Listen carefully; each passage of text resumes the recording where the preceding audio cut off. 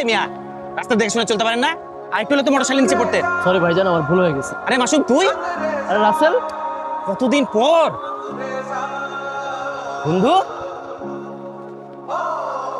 তারপর কেমন আছিস তুই? হ্যাঁ বন্ধু ভালো আছি, তুই ভালো আছিস? হ্যাঁ বন্ধু আলহামদুলিল্লাহ। ঢাকা থেকে কবে আসলি?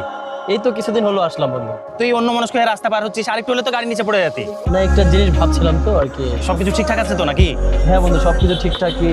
এই সামান্য 30 লাখ টাকা বেতনের চাকরি করার জন্য তোমার পিছনে আমি 20-30 লাখ টাকা খরচ করলাম। কি করছো তুমি? বাবা আমি তো বিসিসির জন্য ট্রাই করছি। না কিসের ট্রাই করছো? তোমার সাতকার ছেলেপেলেরা মাসে 1-1.5 লাখ টাকা ইনকাম করছে, আর তুমি এতদিন ভালো চাকরি পেলে না।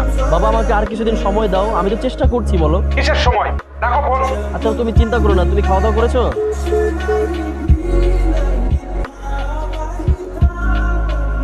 হ্যাঁ মাসুম, কোথায় হারিয়ে গেলি? না বন্ধু সবকিছু ঠিকঠাকই আছে। তো এইভাবে কি দাঁড়িয়ে থেকে কথা বলবো? চল কোথাও বসি, চাটা খাই। হ্যাঁ বন্ধু চল যাই। এই যে বন্ধু তোর গরম গরম চা। তারপর ক্লাস টপার, কি খবর? খুব বড় চাকরি করছিস শুনলাম। পোশাক আশাক তো দেখে মনে হচ্ছে খুব ভালো কোম্পানিতে চাকরি করছিস। এই তো বন্ধু আলহামদুলিল্লাহ খুব ভালো। তারপর তোর কি অবস্থা বল? আমার অবস্থা বন্ধু, আমি তো ছোট থেকে ব্যাক বেঞ্চার ছিলাম, তুই তো জানিস। চাকরি বাকরি তো পাইনি কোথাও। আমার তো ওইরকম কোনো আশাও ছিল না যে কিছু একটা করব। রাতের বেলায় ফুড ডেলিভারি করি, আর দিনের বেলায় একটা শোরুমে পার্ট টাইম জব করি। এতেই আব্বা খুশি। তারপর তোর খবর বল, শুনলাম চাচা নাকি অনেক টাকা খরচ করে তোকে একটা কোর্স করিয়েছে, যে তুই নাকি এখন অনেক বেতনে চাকরি করিস।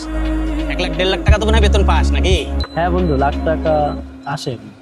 চাচা চাচি মনে হয় খুব গর্ববোধ করে তোকে নিয়ে, তাই না? হ্যাঁ বন্ধু, আমার আব্বা আম্মা খুবই গর্ব করে আমাকে। এই তো গত মাসে বাবাকে একটা গাড়ি কিনে দিলাম, আর আম্মাকে সোনার চেন কিনে দিলাম। তারা অনেক খুশি আমাকে নিয়ে। বড় লোক মানুষ, বড় বড় ব্যাপার স্যাপার। তারপর তোর বাবা মায়ের অবস্থা বল, তোর বাবা মা কি তোকে নিয়ে গর্ব করে? আর গর্ব বন্ধু, তুই তো জানিস ছোটকালে দুষ্ট প্রকৃতির ছিলাম। আব্বা তো আমাকে নিয়ে ওইরকম কোনো আশাই করে না। তো আমি যে কিছু একটা করছি এতেই আব্বা খুশি। আর মায়ের কথা কি বলবো বন্ধু, মা তো মাই হয়। আমি জানি না মায়ের কি যে হয়, আমি পাশে থাকলেই মা খুশি। আমি যে কিছু একটা করছি, বাসায় আছি, এতেই মা খুশি। হ্যাঁ তুই অনেক ভাগ্যবান। কি বলি বন্ধু? না বন্ধু সেরকম কিছু না বন্ধু, আজকে তো অনেক রাত হয়ে গেছে, আজকে উঠি। আমার আবার ড্রাইভার চলে আসবে, কাল সকালে অফিস করতে হবে। আজকে আড্ডা না দিয়ে অন্য একদিন দিব। ঠিক আছে বন্ধু, আজকের মতো তাহলে আগাই। আচ্ছা ঠিক আছে যা। আর শোন, কোনো টাকা পয়সার প্রয়োজন হলে আমাকে জানাস কিন্তু। থ্যাংক ইউ বন্ধু, আলহামদুলিল্লাহ আল্লাহ খুব ভালো রেখেছে। তারপরেও যদি কিছু লাগে অবশ্যই তোকে জানাবো। আর শোন, তোরও যদি কোনো কিছু প্রয়োজন হয় আমাকে জানাস। আচ্ছা ঠিক আছে।